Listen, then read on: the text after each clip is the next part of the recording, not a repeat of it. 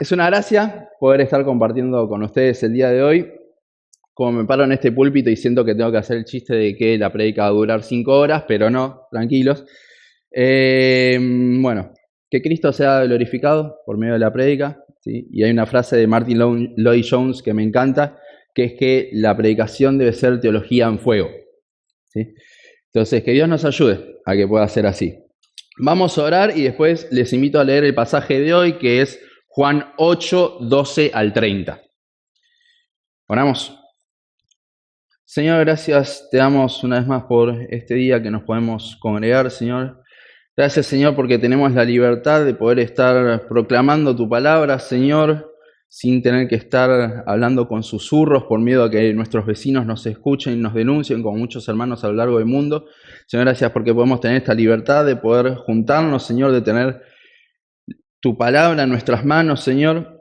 Te pido ahora que me uses, Señor. Yo, sabes, pecados que yo ni siquiera sé que tengo, Señor. Sabes más de mí mismo que yo, Señor. Y te ruego que me uses, Señor, que pueda hacer algo en total dependencia ahora esta prédica, Señor. Que seas vos hablando por medio de tu palabra, Señor. Que podamos ver efectivamente qué es lo que tu siervo Juan, Señor, por medio de tu Espíritu nos quiso decir con el pasaje que vamos a estar viendo hoy, Señor.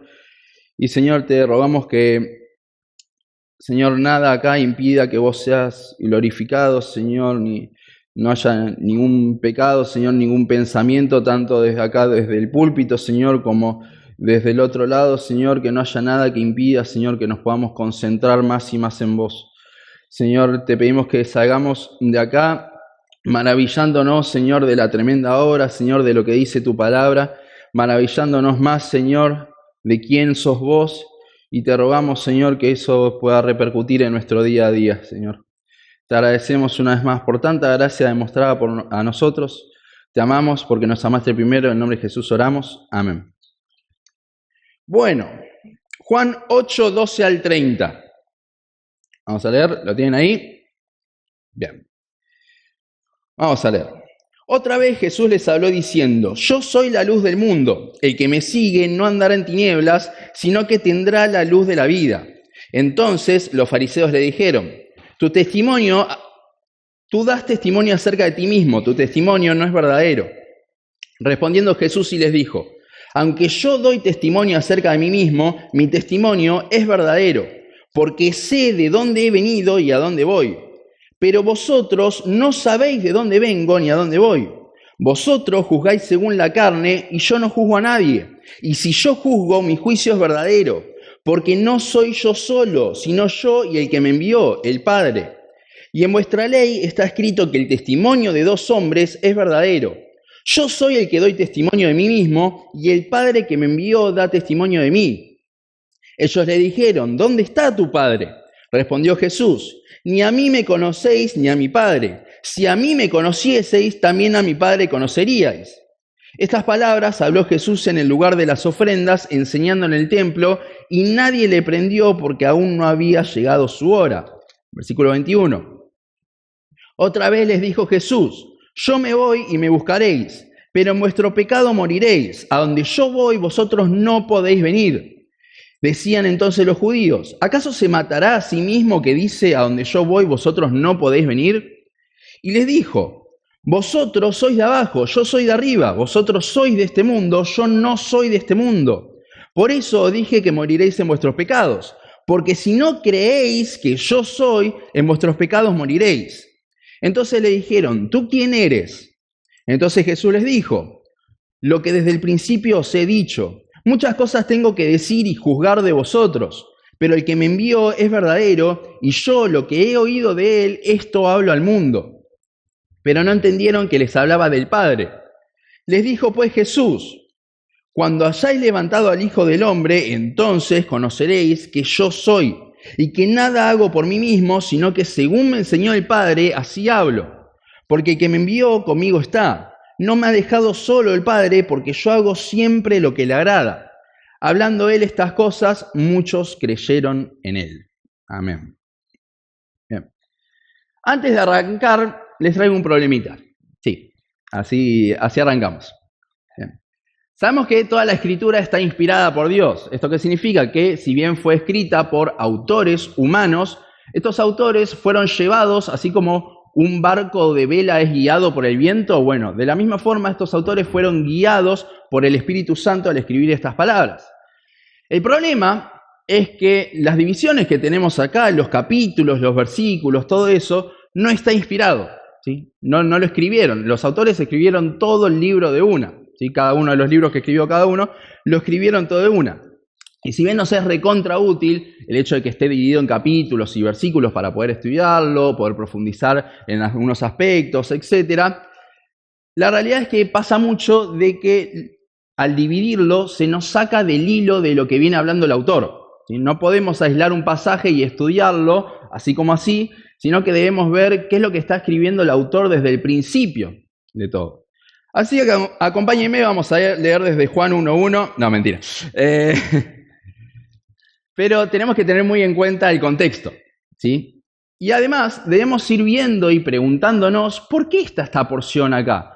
¿Por qué el autor, entre todo lo que hizo Jesús, decidió poner esta historia en este preciso momento de la carta, del Evangelio? ¿Sí? Entonces, si bien el libro es una gran unidad, debemos siempre interpretar todo a la luz del propósito del libro, lo cual lo vimos en la introducción que tuvimos en la serie, ¿sí? Juan 20:31, como vimos en su momento, dice: pero estas cosas se han escrito, ¿para qué? Para que creáis que Jesús es el Cristo, el Hijo de Dios, y para que creyendo tengáis vida en su nombre. El objetivo del Evangelio según Juan es justamente totalmente evangelístico. Es que los lectores no simplemente vean a Jesús como un buen hombre, un gran maestro, sino que Él es el Hijo de Dios, Dios mismo encarnado. Y con esto en mente, en la porción que tenemos hoy, se ve clarísimo cómo Juan trata de demostrar esto por medio de las predicaciones y los discursos de Jesús. Pero a su vez, vamos a ver que la porción que tenemos hoy, muchas de las cosas que se van diciendo, ya las ha dicho Juan en el Evangelio, ¿sí? De hecho, desde el capítulo 5, Juan repite muchísimas cosas y las repite una y otra vez, todo con este fin, para que creáis que Cristo es el Hijo de Dios. Vemos una gran relación entre todos los discursos de Jesús hasta este punto, y para facilitarnos un poquito, y para los que están anotando, vamos a ver 3 puntos principales en el pasaje de hoy. El primero, de los versículos 12 al 20, vamos a ver qué es el Evangelio. Del versículo 21 al 24 vamos a ver la necesidad del Evangelio, y del versículo 25 al 30 vamos a ver una nueva oportunidad. Pero bueno, arranquemos con el pasaje de hoy. En el versículo 12 dice: otra vez Jesús les habló diciendo: yo soy la luz del mundo, el que me sigue no andará en tinieblas, sino que tendrá la luz de la vida. Este es el segundo de los que los teólogos llaman los 7 yo soy de Juan. A lo largo del Evangelio de Juan, el autor va a mostrar en 7 oportunidades que Jesús va a decir que Él es 7 cosas distintas. Ahora, mucho se habla de la referencia de la palabra yo soy acá, que Él es la luz, y ya vamos a ver otro. Mucho se habla de la referencia de yo soy con lo que se dice el nombre de Jehová, ¿sí? El gran yo soy de Éxodo, el nombre con el que Dios se revela. Y en nuestras traducciones tiene sentido porque son las mismas palabras. Pero en el tiempo de Jesús, Jesús no hablaba hebreo, hablaba arameo. Por lo que la importancia de la palabra en sí no está tanto en el yo soy, sino en la palabra que viene después. Como vemos acá, por ejemplo, yo soy la luz. En base a lo cual Jesús va a desarrollar todo un mensaje. Y vimos el primer yo soy en Juan 6:35, cuando habla que Él es el pan de vida. Esto era una referencia, ya lo vimos en su momento, a el maná del desierto, a lo que comían los judíos en los 40 años que estuvieron vagando por el desierto. Y en referencia a que eso es lo que se llama una sombra del mismo, ¿sí? Si bien el maná los saciaba de una forma temporaria, Cristo es el pan perfecto, el pan que sacia eternamente. Ahora lo que vamos a tener es el segundo yo soy, que es yo soy la luz. Y primero que la luz siempre es algo que en la Biblia se habla mucho acerca de que Dios es la luz, ¿sí? Y en su momento, ya mismo en este tiempo de la historia, se lo veía mucho como una profecía la luz. Tenemos versículos como Isaías 9:2, 42:6, 49:6, 60:19-20, Salmos 27:1, Malaquías 2. En todos estos habla de que Dios es la luz, de que la luz vendría, etc. Y de hecho, Juan mismo, en el capítulo 1, versículos 7-9, habla de que Juan el Bautista, el otro Juan, ¿sí?, anunciaba sobre la luz sin ser él la luz. Y afirma de que la luz vendría al mundo. Y 2 capítulos después, en Juan 3, 19-20, vemos que la luz ya está en este mundo, pero los hombres amaron más las tinieblas que la luz. ¿Por qué? Porque quisieron seguir en sus obras. Entonces, para los lectores de Juan, si nosotros leemos de vuelta todo el libro de corrido, queda bien en claro, ahora con este pasaje, quién es la luz de la cual se refería Juan el Bautista, quién es la luz que vino al mundo, pero los hombres no lo amaron, ¿sí? Todos esos versículos que Juan ya mencionó quién era la luz, acá con este discurso de Jesús que dice yo soy la luz, queda bien en claro para los lectores. Cristo es la luz. Y adelantándonos un poco en el versículo 20, vemos dónde ocurrió todo este discurso de Jesús. Ocurrió en el templo, muy probablemente ocurrió en el último día de la fiesta de los tabernáculos también, porque como vimos en la prédica pasada con Pepe, el capítulo 8, los primeros 11 versículos, es lo que se llama una glosa, algo que no está en los manuscritos originales. Entonces, siguiendo con el hilo y siguiendo también con el discurso, es muy probable que también haya sido en el último día de la fiesta de los tabernáculos. Y más específicamente dice el versículo 20 que fue en el lugar de las ofrendas. Ahora, este lugar de las ofrendas estaba al lado de lo que era el atrio de las mujeres. El atrio de las mujeres era como un vestíbulo, una entrada donde hasta ahí podían llegar las mujeres.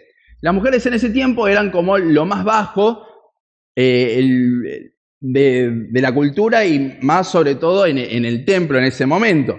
Entonces, si las mujeres podían acceder hasta ese sitio, podemos estar seguros que todo el resto de las personas, los hombres y todo, podían también entrar en ese sitio en el lugar de las ofrendas. Por lo que es muy probable que hubiese una gran multitud ahí.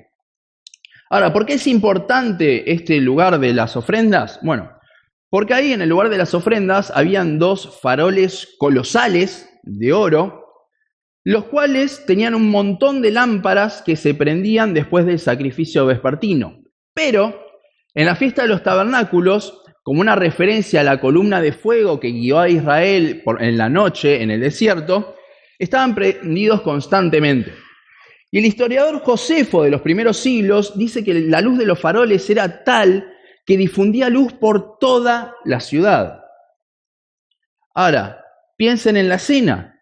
Lo tenemos a Jesús en ese lugar con unos tremendos faroles iluminando todo, y él dice, yo soy la luz. Jesús utilizaba muchísimo lo que lo rodeaba, ¿sí?, para hacer este tipo de ilustraciones. Y esta no es la excepción.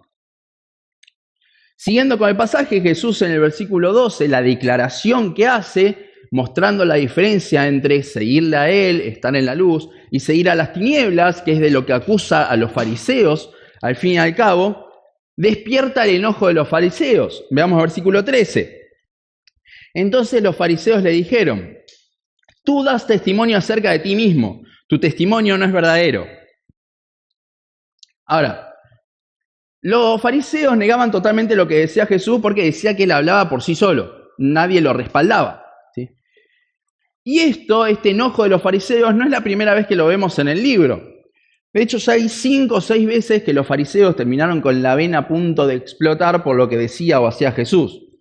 Lo mencionamos rápidamente. Juan 1, capítulo 1 y capítulo 3, vemos a los discípulos de Jesús bautizando, cosa que no les estaba permitido supuestamente. En Juan 2 vemos la purificación del templo, cuando Jesús agarra y tira todos los mercaderes y todo. En Juan 5, cuando Jesús sanó a un paralítico en el día de reposo. En Juan 6, con el yo soy, cuando dice que yo soy el pan de vida, porque ahí básicamente se está poniendo en el lugar de Dios. Y después en varias ocasiones, pero principalmente lo vimos en el capítulo 7, cuando Jesús dice que Él venía de Dios, del Padre. Y esto que habla el versículo 13 sobre que su testimonio no es verdadero, tampoco es la primera vez que lo vemos. Todo el tiempo lo acusaban de esto. Y de hecho hay un montón de testigos en el Evangelio de Juan. Un montón. Los mencionamos rápido también.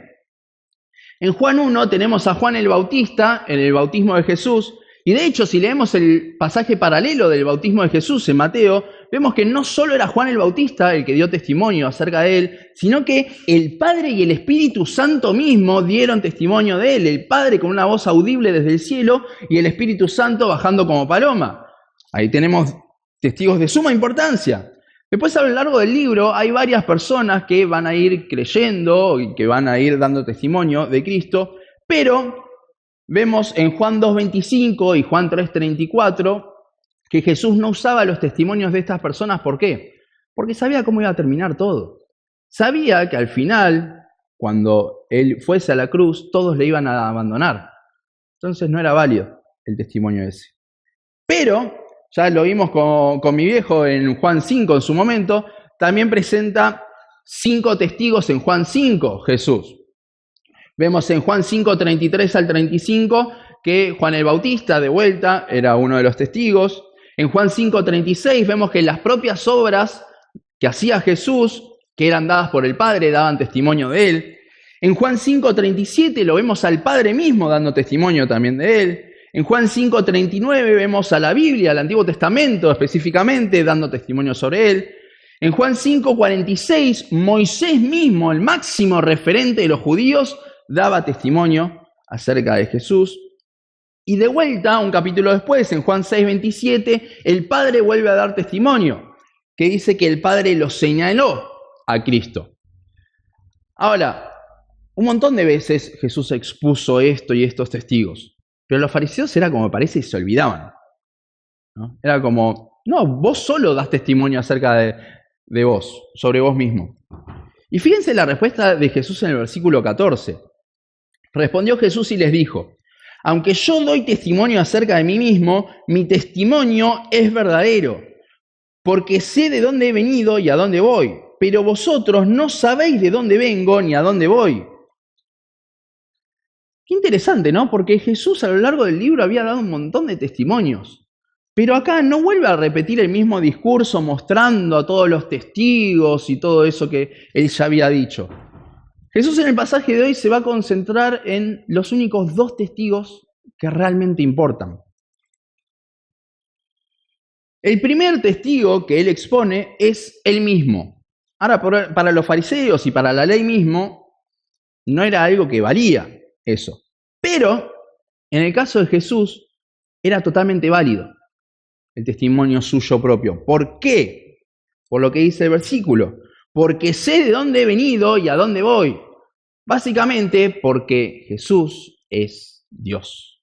Él sabe que viene del cielo, Él sabe que viene del Padre y al Padre vuelve. ¿Cuál era el problema? Que si vos no crees que Jesús es Dios, entonces no vas a ver su testimonio como verdadero. Vas a decir, no, este habla por sí mismo. Y acá hay varios puntos para tocar. Primero y principal es que no vuelve a repetir todo el discurso, sino que te tiene que alcanzar con que Jesús es Dios. Ese testimonio ya es más que válido. Y segundo, que Él es el autor de la ley. No hace falta que demuestre nada. Pero igualmente, Jesús, cumpliendo toda la ley, va a mostrar los 2 testigos. ¿Por qué? Porque Deuteronomio pedía justamente, los versículos 19 a... se me fue. En Deuteronomio 19:15, la ley pedía que hubiesen 2 o más testigos para respaldar el testimonio de un hombre. Y Jesús va a cumplir con eso igualmente, por más de que no hace falta. Ahora, todo esto de que justamente los fariseos no creían que Él era Dios y por eso no creían en su testimonio, Jesús en el versículo 15 va a dejar bien en claro por qué es. Dice, vosotros juzgáis según la carne y yo no juzgo a nadie. Este es un paralelismo también con Juan 7:24, cuando Jesús acusa a los fariseos de tener un juicio superficial por las apariencias. Y muchos se agarran del final del versículo 15 para decir, ¿ves? Jesús no juzga, Él es amor. Y no, nada más lejos de la realidad. De hecho, el versículo 16 ya mismo lo contradice a ese pensamiento. Fíjense, y si yo juzgo, o sea que lo hace, mi juicio es verdadero, porque no soy yo solo, sino yo y el que me envió, el Padre. Jesús juzga, y de hecho Él va a ser el que juzgue al final de los tiempos.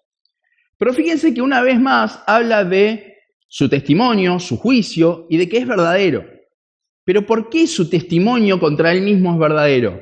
No solo porque Él habla sobre sí mismo, que era el primer testigo, sino porque ahí viene el segundo testigo y el más importante de todos, porque tiene al Padre respaldándolo, porque el Padre es verdadero. Y esta relación entre el Padre y el Hijo, Juan la menciona un montón de veces a lo largo de su libro. Y vamos a ver rápido todas las que hay hasta este punto, ¿sí? Porque muchas de hecho se vuelven a repetir en el pasaje que tenemos hoy. En Juan 2:16, cuando Jesús purifica el templo, vemos que dice que es la casa de su Padre. En Juan 3:34 al 36, Juan 5:19 21, Juan 6:37 al 40, vemos que el Hijo habla todo lo que el Padre le dio. Que de hecho acá en el versículo 28, que vamos a ver después, también lo vuelve a repetir. En Juan 4:34 dice que su comida era hacer la voluntad del Padre. En el versículo 29 también vamos a ver esto.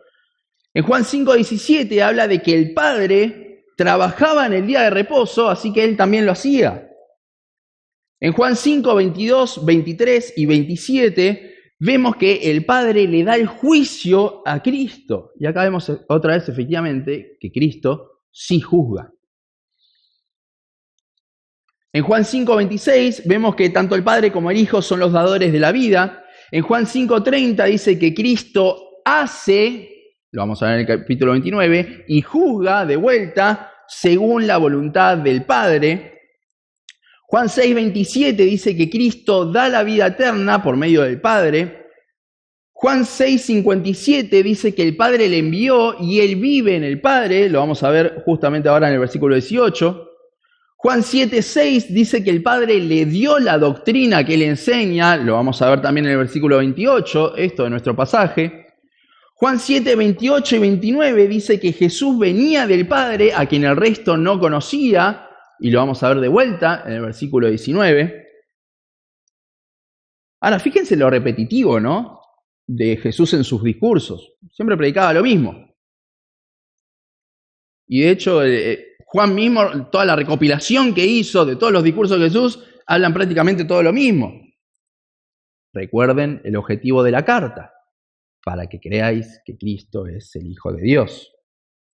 Con estas dos personas, con estos dos testigos que Dios dio, les debería alcanzar a los fariseos para decir, está bien lo que dice. Fíjense los versículos 17 y 18. Y en vuestra ley está escrito que el testimonio de dos hombres es verdadero. ¿Y cuáles son esos dos hombres entonces? Yo soy el que doy testimonio de mí mismo y el Padre que me envió da testimonio de mí. Esto debería alcanzar, hermanos. Pero ¿cuál era el problema?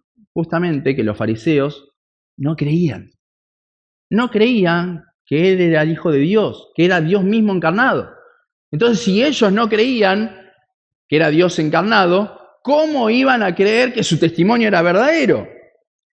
Y fíjense la incredulidad de los fariseos en el versículo 19. Ellos le dijeron, ¿dónde está tu Padre? Respondió Jesús, ni a mí me conocéis ni a mi Padre. Si a mí me conocieseis, también a mi Padre conoceríais. Fíjense que la pregunta no es ¿quién es tu Padre?, sino ¿dónde está tu Padre? ¿De qué nos habla esto? De que dicen, ¿dónde? Acá no lo veo. ¿Dónde está? Están de vuelta a su juicio terrenal, viéndolo al nivel del suelo todo, ¿sí? ¿Dónde está tu Padre? Acá no está. ¿Dónde está José? Que era quien ellos creían que era el Padre de Jesús. Y no, porque la pregunta era, ¿quién es su Padre? ¿Cómo conozco al Padre? Que es Dios mismo. Pero Jesús le responde con un mensaje bien en claro. Y es que si no si ni siquiera creen que Él es el Hijo de Dios, entonces, ¿cómo iban a conocer al Padre, quien se revela solamente mediante el Hijo? Si no conocemos primero al Hijo, si no creemos primero en el testimonio del Hijo, es imposible creer en el Padre. Ahora, fíjense que después de todo este discurso, Jesús se va tranquilo, sigue enseñando, porque todavía no había llegado su hora, a pesar de que los fariseos lo querían matar. Ya lo vimos en todo el capítulo 7. Y esto de los tiempos y la soberanía de Dios tampoco es nada nuevo en el libro de Juan. Es la quinta vez, de hecho, que se menciona. En Juan 2:4, en las bodas de Caná, le dice a su madre que su tiempo todavía no había llegado. En Juan 5:25 y 28:29 dice que viene la hora cuando los muertos oirán a Cristo. En Juan 7:6 y 8 dice que es cuando se lo dice a sus hermanos antes de subir a la fiesta de los tabernáculos. En Juan 5:33 dice que todavía faltaba para su tiempo, por eso también se había librado de los alguaciles, lo vimos hace poquito. Ahora, hasta acá con esta demostración de Jesús y sus testigos y todo, vemos el primer punto de la prédica de hoy. ¿Se acuerda cuál era? ¿Qué es el Evangelio? Mi boca se debe moverse, pero faltaba volumen. Bien. ¿Qué es el Evangelio? Ese es nuestro primer punto de la prédica de hoy. Ahora, es algo que Juan se viene concentrando, no solo desde el capítulo 5, mostrando con los testigos y todo eso, sino que es algo que el libro mismo habla de eso. Jesús mismo, con todas sus prédicas, habla de esto. ¿Y qué es? ¿Cuál es el objetivo con todo esto? Mostrar que Él es el Hijo de Dios. Esto es el Evangelio. Cristo es el Evangelio. Cristo es la buena noticia, que Él se encarnó, Emmanuel, Dios con nosotros. Y no solamente Dios con nosotros, sino que Dios caminó entre nosotros. Por eso es tan importante. Dios mismo se humilló y vino acá a la tierra. Imagínense al creador de absolutamente todo teniendo que ser cambiado sus pañales por una de sus criaturas, haciéndose caca encima, el creador de todo. ¡Wow! Jesús, con estos discursos, y Juan con todo esto, va a demostrar que Cristo es el Verbo, que Cristo es la luz, que Cristo es Dios, y que la salvación solo viene por Él, porque solo podemos conocer al Padre por medio de Él.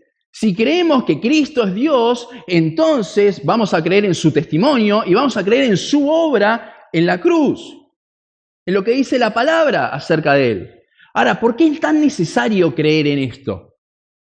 ¿Por qué es necesario creer que Cristo es Dios? No puedo vivir, sí, es Dios, listo, y vivo mi vida, listo, tal cual. Vamos a ver los versículos 21 al 24. ¿Cuál es la necesidad por el Evangelio? ¿Por qué lo necesitamos tanto? El versículo 21 es una repetición también del capítulo 7. Veamos. Otra vez les dijo Jesús, a ver si les suena esto de las prédicas pasadas. Yo me voy y me buscaréis, pero en vuestro pecado moriréis. A donde yo voy, vosotros no podéis venir. Cristo afirma de que los fariseos iban a morir, ¿sí? Iban a pasar toda su vida esperando al Cristo. De hecho, los judíos al día de hoy siguen esperando al Cristo, no viendo que Jesús era el Cristo, el Mesías. Pero acá, a diferencia del capítulo 7, añade algo Jesús, y es que ellos morirían en sus pecados. ¿Por qué morirían en sus pecados? Porque justamente no le creyeron a la luz, siguen en tinieblas. Y la tiniebla y la luz no se juntan, son como el agua y el aceite. Y si lo extrapolamos más, si lo hacemos más grande esto, las tinieblas del pecado total y la perfecta luz de Dios, ¿cómo se van a mezclar en lo más mínimo? Es imposible. Por eso necesitamos a Cristo. Y fíjense que Jesús acá va a volver a mostrar qué es lo que tienen que hacer a partir de una pregunta, de una burla, en realidad. Los fariseos en el versículo 22 con esa pregunta se están burlando. Fíjense, decían entonces entre los judíos, ¿acaso se matará a sí mismo que dice a donde yo voy vosotros podéis venir? Es como que los fariseos estaban, como se dice hoy en día, haciéndose los otros. Estaban haciendo los tontos. Es como, no, Jesús, ¿quién te quiere matar? Nadie te quiere matar. Y sí, ellos lo querían matar. ¿Sí? Pero, a pesar de esto, Jesús en los versículos 23 y 24 vuelve a insistir. Y les dijo, vosotros sois de abajo, yo soy de arriba. Vosotros sois de este mundo, yo no soy de este mundo. Por eso os dije que moriréis en vuestros pecados. ¿Por qué? Porque si no creéis que yo soy, y de vuelta esto no es una referencia, la traducción acá podría ser, porque si no creéis en quién soy yo, en vuestros pecados moriréis. ¿Por qué es necesario el Evangelio? ¿Por qué fue necesario que Dios se encarnara, se hiciera hombre?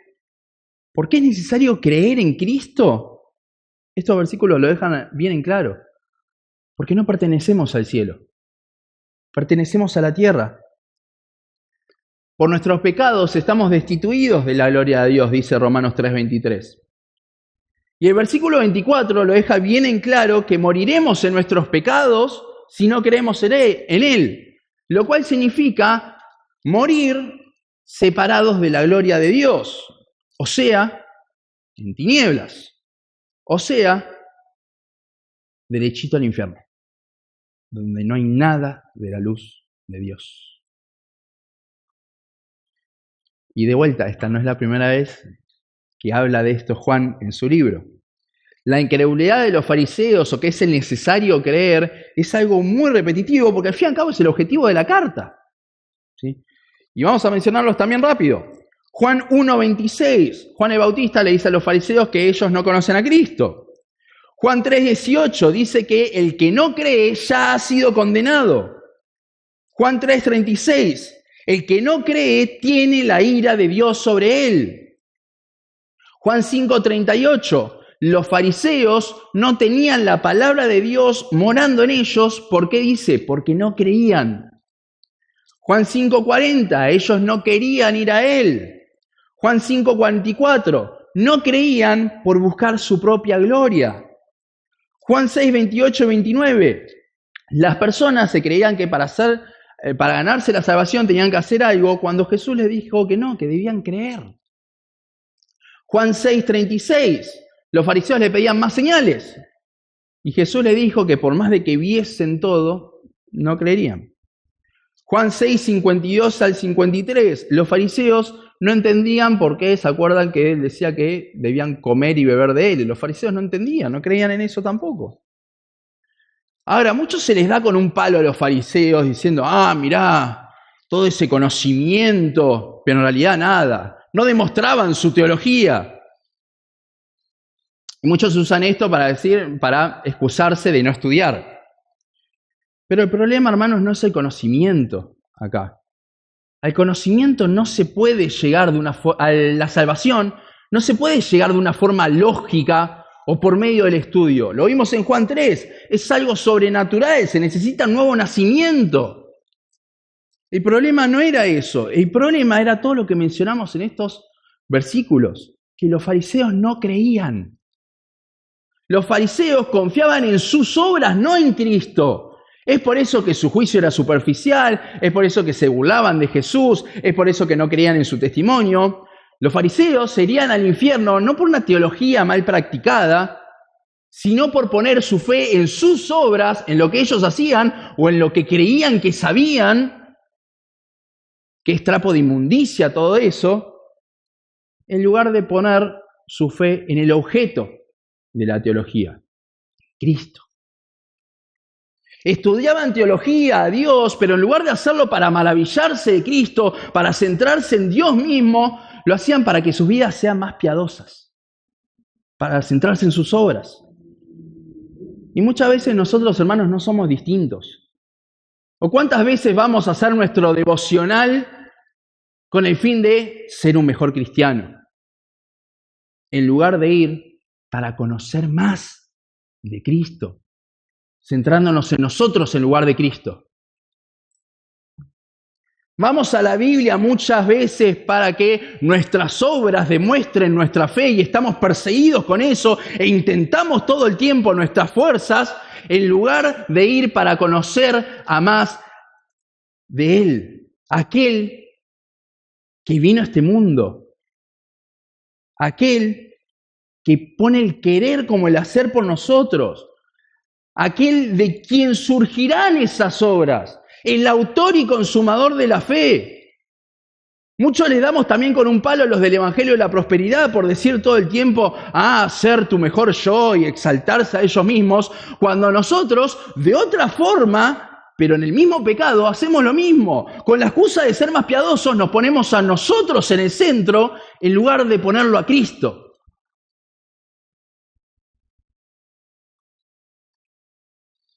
Muchas veces somos tan hipócritas como los fariseos. Jesús, al ver la necesidad tan grande que tenían los fariseos, vuelve a predicar acerca de sí mismo, vuelve a predicar el Evangelio. Y vamos a ver nuestro último punto de los versículos 25 al 30. Y a partir del versículo 25 vamos a ver de vuelta el mensaje del Evangelio, a partir de una pregunta de los fariseos también, una pregunta hermosa que le hacen al fin y al cabo. Fíjense el versículo 25.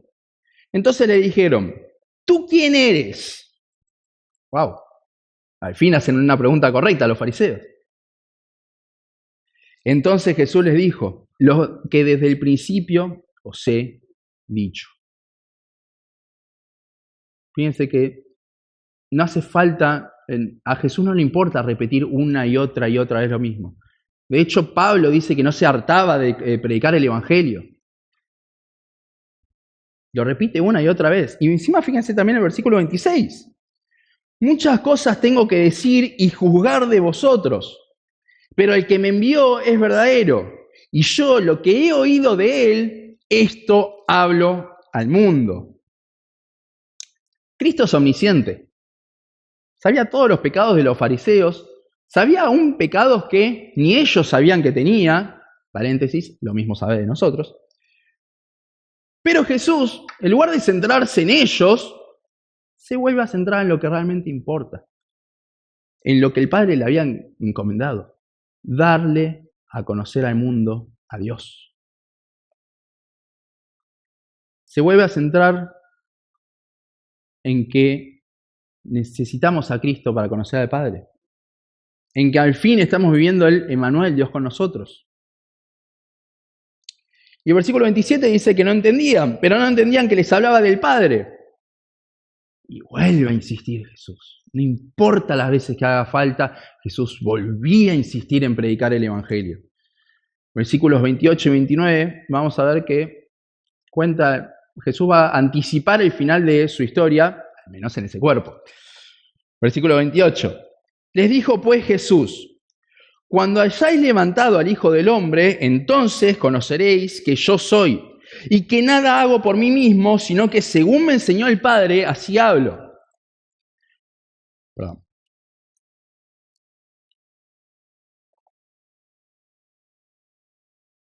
En la facultad me pasa lo mismo, grito mucho y después me quedo mal. Versículo 29. Porque el que me envió conmigo está, y no me ha dejado solo el Padre, porque yo hago siempre lo que le agrada. Versículo 30, y ya terminamos con la lectura. Hablando él estas cosas, muchos creyeron en él. Vamos a dejar el versículo 28 y 29 en pausa y vamos a hablar algo del versículo 30. Y fíjense que dice que muchos creyeron en él.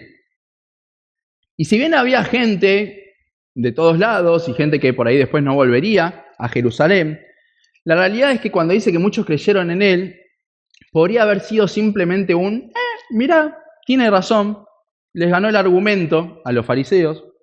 ¿Vieron como cuando vemos los argumentos esos en la tele? Que no hay nada más tóxico que ver eso, pero bueno. Ahora, ¿por qué decimos que simplemente dijeron, mira, tiene razón y realmente no creyeron?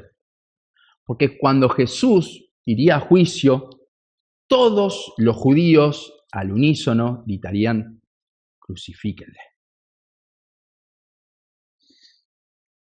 No sabemos realmente lo que había en el corazón de estas personas, pero sabemos que muchos de los que la Biblia va narrando que creyeron, en realidad fue simplemente eso. Tiene lógica lo que dice. ¿Sí? Pero de vuelta, a la salvación no se llega por lógica. Y fíjense, versículo 28, ahora sí, que la crucifixión, ¿sí?, cuando Jesús sería levantado, es lo que Jesús usaría para que muchas de estas personas efectivamente crean. En su tiempo, como Dios lo había determinado, ¿sí?, pero vemos efectivamente que es gracias a la crucifixión de Cristo, a que Él sería levantado, que muchos creerían en qué. Fíjense, versículo 28, cuando hayáis levantado al Hijo del Hombre, entonces conoceréis quién soy yo.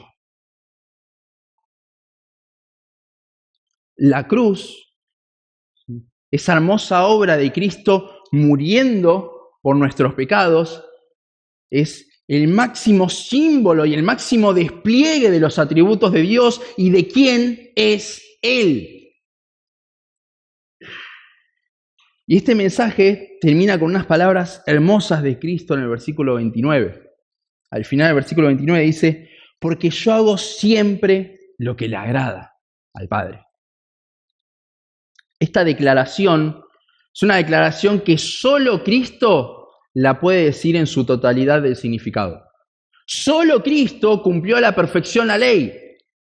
Si nosotros le agradamos en lo más mínimo al Padre, no es por algo que nosotros hagamos, jamás podríamos, sino que es porque Cristo, quien está en nosotros, dentro nuestro, hace siempre todo lo que a Él le agrada. Y esto también era un cachetazo para los fariseos, porque de vuelta, los fariseos se apoyaban en sus obras, ellos creían que agradaban al Padre, pero no, solo Cristo hace siempre lo que le agrada al Padre. Por eso le necesitamos, porque nosotros no podemos. Ahora, hermanos, fíjense que el mensaje de hoy no es nada nuevo. Mismo en el Evangelio de Juan no es nada nuevo. Algo que se viene repitiendo una y otra vez. Y muchos ante este tipo de predicas, cuando le preguntan, che, ¿qué onda la predica? Dicen, sí, el Evangelio, nada nuevo. Ese es el peor pensamiento que podemos tener. Hermanos, cuando la Biblia repite algo una y otra vez, es porque es de vital importancia. El Evangelio, Cristo viniendo a este mundo, viviendo la vida perfecta, cumpliendo a la perfección la ley, muriendo por nuestros pecados en nuestro lugar, resucitando al tercer día y dándonos no la condenación que merecíamos, sino su vida perfecta, pura y exclusivamente por gracia, como un regalo inmerecido, por medio de creer en Él, en su testimonio. Ese mensaje debe ser predicado cada vez que alguien se para acá. Y no solamente porque quizás entre nosotros puede haber alguien que no crea. No, hermanos, como cristianos también lo necesitamos todo el tiempo. O si no, ¿para qué creen que sirve la cena del Señor justamente que hoy la tomamos? Somos olvidadizos, nos olvidamos todo el tiempo del Evangelio y Dios sabe eso.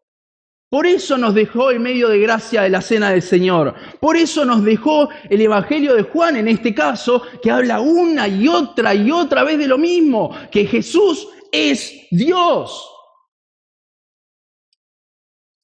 ¿Cuántas veces de vuelta somos como los fariseos? Y no solamente porque tenemos un juicio terrenal, nos apoyamos en lo que vemos, sino porque nos seguimos apoyando en lo que hacemos. Nos seguimos apoyando en nuestras obras en lugar de confiar y descansar en Cristo. Ese es el Evangelio aplicado para el cristiano. No más apoyarte en vos, apoyate en Cristo. En el momento en que nos olvidamos del Evangelio es cuando nos empezamos a nosotros a ser el centro, y ahí hay dos posibilidades, ambas pecaminosas. Cuando nos hacemos a nosotros el centro, puede ser que sea para satisfacer nuestros pecados, nuestra carne, o la otra opción, también pecaminosa, nos hacemos el centro de una forma moralista. intentando ser mejores cristianos sin Cristo. Es al ver quién es Él y quiénes somos nosotros que nos maravillamos más de su persona, creemos más y más en su mensaje y en su vida, la cual nos muestra al Padre. Y conocer al Padre es como cuando conoces a una persona que te impacta de tal forma que no seguís siendo igual. Y no hay otra forma de conocer al Padre que no sea por medio de Cristo. La pregunta con la que terminamos entonces es, ¿creemos que Cristo es Dios? Y de vuelta, esto no es solo algo para el inconverso, para el que todavía no creyó y va a morir en sus pecados, se va a ir al infierno por no creer en Cristo, así como los fariseos, sino que es una pregunta a la luz de la cual debemos vivir y que nuestra fe crezca. ¿Cómo es que se ve reflejado esto? Totalmente contrario a los fariseos. No solamente porque ellos se pasaban cuestionando y juzgando según la carne, no según el testimonio de Cristo, sino porque ellos se apoyaban en lo que hacían. Ah, mirá, hago mi devocional todos los días. Hermoso, y te animo a hacerlo. Y es espectacular tener esa constancia, pero no te apoyes en eso. Apóyate en Cristo. En tu día a día, ¿seguís descansando en tus obras? ¿Descansás en tu desempeño como cristiano? ¿O confías de que Cristo Dios y está de tu lado? La vida cristiana no se puede vivir, la vida piadosa no se puede vivir si no es apoyándonos en Cristo. Y el Padre no nos deja. ¿Por qué no nos deja? Volvamos al versículo 29. Porque que me envió conmigo está. No me ha dejado solo el Padre porque yo hago siempre lo que le agrada. ¿El Padre no nos deja porque hacemos lo que le agrada? Eso sería por obras. El Padre no nos deja porque nosotros tenemos a Cristo. Y cuando nos ve a nosotros, ve la obediencia perfecta de Cristo, que Él hace siempre lo que Él le agrada. Y esa promesa de que el Padre no dejaría a Cristo es una promesa que aplica a nosotros, no por nosotros mismos, sino porque lo tenemos a Él. Cristo es el regalo del Padre hacia nosotros. Él es ese regalo inmerecido de la gracia. Él es el Evangelio. Andá día a día a las Escrituras, andá día a día a la Biblia, pero no para mejorarte a vos, sino para conocer a aquel que es tan precioso regalo para pecadores como nosotros que no le merecemos. Para creer más y más en Cristo, en su testimonio, en su gracia, y es gracias a su luz, justamente a que Él es la luz, que eso nos aleja de las tinieblas. Que Dios nos ayude esta semana a ponerlo a Él en el centro, no a nosotros. A que podamos vivir realmente centrados en el Evangelio, en esa gracia merecida, dependiendo de Él. Viendo que somos pecadores, que no podemos hacer nada por nosotros mismos y día tras día seguimos necesitándole. La vida cristiana es una vida de dependencia. Este es el mensaje que Juan repite todo el tiempo. Ese es el objetivo de la carta, que creamos. Que Dios nos ayude a verlo día tras día, a recordarlo día tras día. Oramos.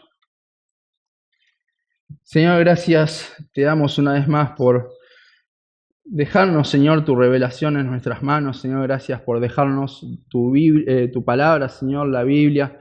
Gracias, Señor, por haber guiado a estos 40 autores, Señor, a escribir sobre vos, no sobre nosotros, Señor, sino sobre vos, revelándote, Señor, mostrando quién es nuestro Creador, de quién nos hemos alejado con nuestro pecado, pero quién igualmente vuelve a nosotros, quién se encarnó, quién vino a este mundo, Señor.